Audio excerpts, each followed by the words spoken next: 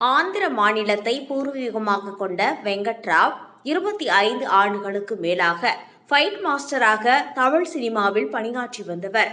பிறகு உடல்நலக்குறைவு ஏற்பட்டு தொடர்ந்து ஃபைட் மாஸ்டராக வேலை செய்ய முடியாததால் நகைச்சுவை நடிகராக வடிவேலுவுடன் நிறைய திரைப்படங்களில் நடித்துள்ளார். குறிப்பாக தலையிலிருந்து கையெடுத்தால் கடிப்பியா என்ற நகைச்சுவை காட்சி மிகவும் பிரபலமானது. இவர் 2022ஆம் ஆண்டு சிறுநீரக கோளாறு காரணமாக தனது சொந்த ஊரான விஜயவாடாவில் உள்ள அரசு மருத்துவமனையில் அனுமதிக்கப்பட்டு வெங்கட்ராவ் சிகிச்சை பெற்று வந்தார்.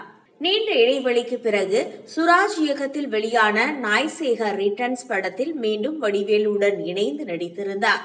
அதன் பிறகு உடல்நிலை சரியில்லாமல் போகவே தொடர்ந்து சிகிச்சை பெற்று ஓய்வெடுத்து வந்தார்.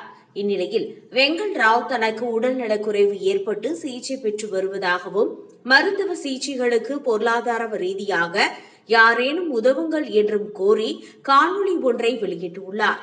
அதில், நான் வெங்கட்ராவ், எனக்கு கை கால் விழுந்துடுச்சு, என்னால நடக்க முடியல, பேசவும் முடியல, சிகிச்சை எடுக்க மருத்துவமனைக்கு செல்ல கூட பணம் இல்ல, மருந்து கூட வாங்க முடியல, சினிமா நடிகர்கள் சங்கங்கள் எனக்கு உதவி செய்யுங்கள், உங்களால் முடிந்த உதவியை செய்தால் கூட போதும், இதற்கு மேல் என்னால் பேச முடியவில்லை என்று உருக்கமாக பேசியிருந்தார்.